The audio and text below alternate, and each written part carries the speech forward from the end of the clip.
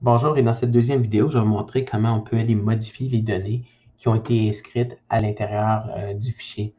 Maintenant, on a un script déjà qui permet de créer ce nouveau fichier-là. Ce fichier-là est créé à partir de mon dossier gabarit ici. Et dans ce fichier gabarit-là, en fait, je l'ai séparé en deux onglets. Un onglet qui représente la vue qui va être publique et de l'autre côté qui va contenir les données dans lesquelles mon script va aller inscrire l'information pour chacune des pages qui vont être générées.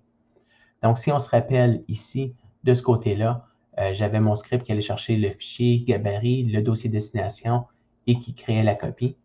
Donc maintenant, la prochaine étape, ça va être enregistre l'information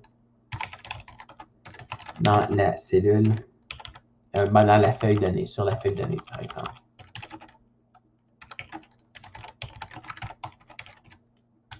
Et pour enregistrer cette information-là, la première étape, c'est que je dois aller ouvrir le nouveau fichier que j'ai créé. Et comme la copie se fait à partir d'un fichier de type spreadsheet, bien, je vais aller voir justement l'objet spreadsheet. Et à l'intérieur, j'ai spreadsheet app qui me permet, puis je vais aller voir quelle est la fonction qui permet d'aller ouvrir cet élément-là. Puis je regarde dans les méthodes, je vais justement avoir la fonction open qui reçoit un file, donc exactement ce que j'ai besoin. Remarque que je pourrais ouvrir by ID ou par URL, mais j'ai déjà l'objet file qui a été créé, donc je peux directement utiliser la fonction open. Et celui-ci s'applique sur spreadsheet app.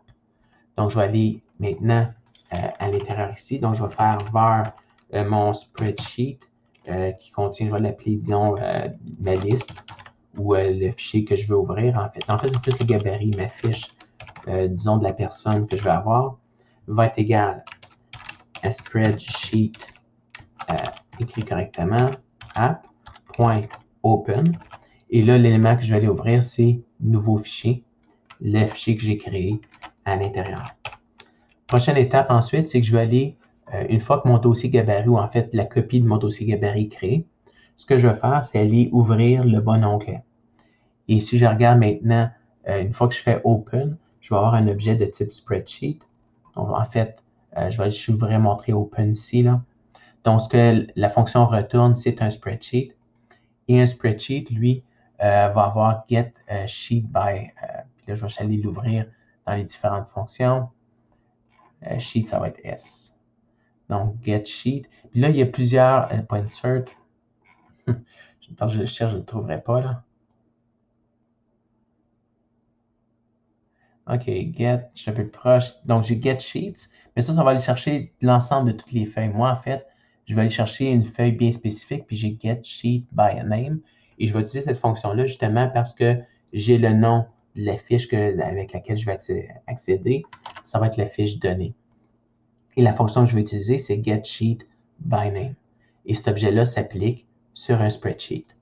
Donc, mon spreadsheet s'appelle, puis en fait, je vais faire une variable ici qui va contenir ma feuille de la fiche que j'ai créée, va être égale à ssfiche.getSheetByName et le nom, c'est le nom qui est spécifié à l'intérieur de mon document.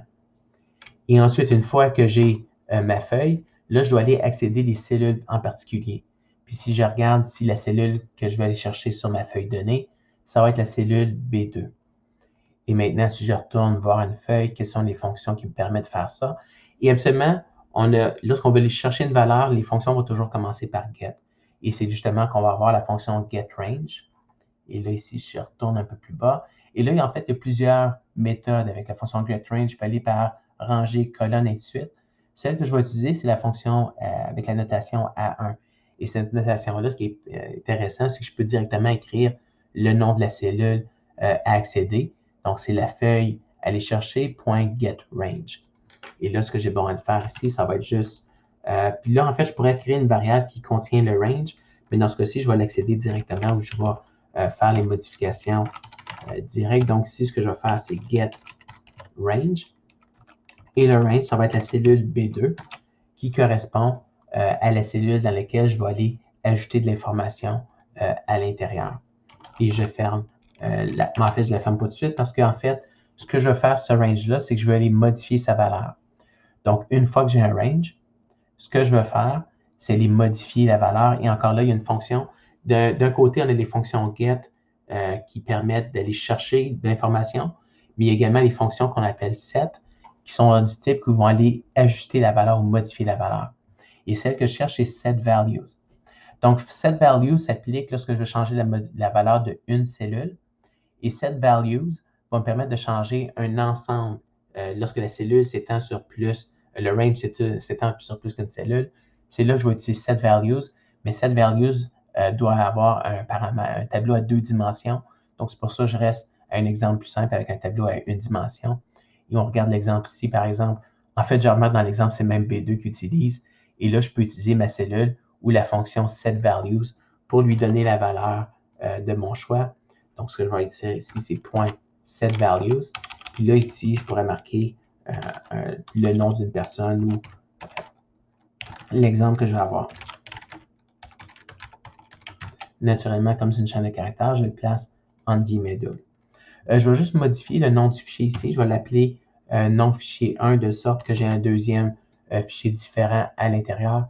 Donc, si j'exécute maintenant le script, qui va créer un nouveau fichier qui va s'appeler nom fichier 1, et ce nouveau fichier-là, il va aller modifier l'information. Donc, si je regarde maintenant ici, un nouveau fichier 1 a été créé.